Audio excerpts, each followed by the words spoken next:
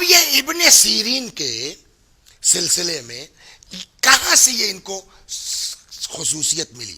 وہ جناب یوسف کے یہاں جا رہے تھے، تب تک جو ہے بات یاد آ گئی، تو ہم نے کہا چلو یہ بھی کہتے چلیں، محرم کا زمانہ، زیادہ لوگ آئیں گے تو ہو سکتا ہے ہمارے بچوں میں یہ جذبہ پیدا ہو ترک گناہ کا، اور واقعی ہمارے بچے گناہ کے تصور کو چھوڑ کے دیکھیں، خدا دنیا بھی آباد کرے گا، آخرت میں جو ملنا ہے وہ تو ملے گا انشاءاللہ۔ ابن سیرین کے لیے کہتے ہیں کہ یہ نوکر تھے، کسی کپڑے والے کے یہاں کام کرتے تھے، اور بھی ہے بزنس والا بھی قصہ ان کا ہے، لیکن اس کو زیادہ شہرت ہے۔ یہ کسی بزاز کے یہاں نوکری کرتے تھے، کپڑے والے کے یہاں نوکری کرتے تھے، اور بڑے ہینڈسم آدمی تھے، خوبصورت آدمی تھے، سمجھ گئے آپ؟ ایک لڑکی بہت دن سے جو ہے وہ ابن سیرین پر نظر رکھے تھی، جب کوئی صورتحال بات کرنے کی نہیں ہو پائی تو وہ ان کی دکان پہ چلی گئی اور اتنا کپڑا سامان خرید لیا۔ یہ تو آپ کو پتہ ہی قرآن میں کیا ہے، عزیز مصر نے کہا تھا جب وہ جناب کہ انہو من کیدکن ان کیدکن عظیم، تو چلی گئی دکان پر ابن سیرین جہاں کام کرتے تھے، اچھا بھائی یہ بھی دے دیجئے، یہ بھی دے دیجئے، یہ اتنا خرید لیا کہ عورت اٹھا ہی نہیں سکتی۔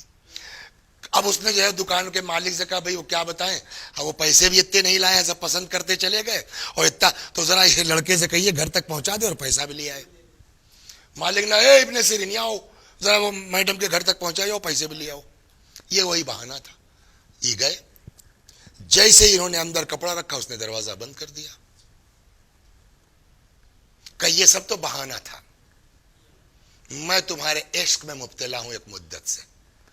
اب ابن سیرین پرہیزگار آدمی، حالت خراب ان کی، یہ کیا، ایسا نہیں ہو سکتا کہ اب تو تم پھنس چکے ہو، دیکھیے اب تو تم کرنا کیا، تو خالی باہر نکل کے گلی میں ایک شور مچانا تھا، میرے گھر میں گھس آیا ہے، چور ہے، یہ ہے، سارا محلہ اکٹھا ہو جاتا، ہاتھ پیر ٹوٹ جاتا۔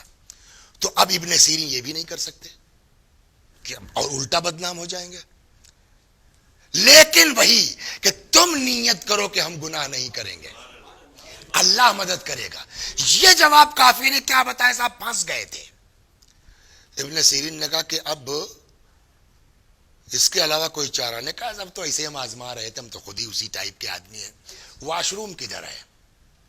اس نے بتا، جب پرانے زمانے میں آج کی طرح سے فلش ولش تھا نہیں، وہ قدمچے ہوا کرتے تھے، وہ گندگیاں وہاں پڑی ہوئی ہیں، سوچ سکتا ہے کوئی آدمی؟ یہ گئے اور انہوں نے وہ ساری گندی، دوسرے کی گندگی کثافت اٹھا کے اپنے بدن پہ مل لیا، آ گئے، آئی ایم کوائٹ ریڈی، چھی ہٹو، یہ کیا ہے؟ کہ صاحب ہم تو یہی، ہمارا تو طریقہ یہی ہے۔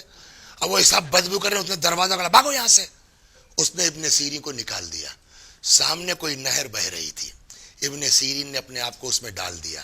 پالنے والے، تھوڑی سی مدت کی گندگی برداشت ہے ہمیشہ کی گناہ کی گندگی کے مقابلے میں۔ اپنے آپ کو صاف ستھرا کیا، پاک کیا، باہر نکل آئے، کہتے اس کے بعد ان کو یہ چیز قدرتی طور پر حاصل ہو گئی۔ آپ کوئی خواب بتائیے، یہ جواب دیں گے، صحیح ہو جائے گا۔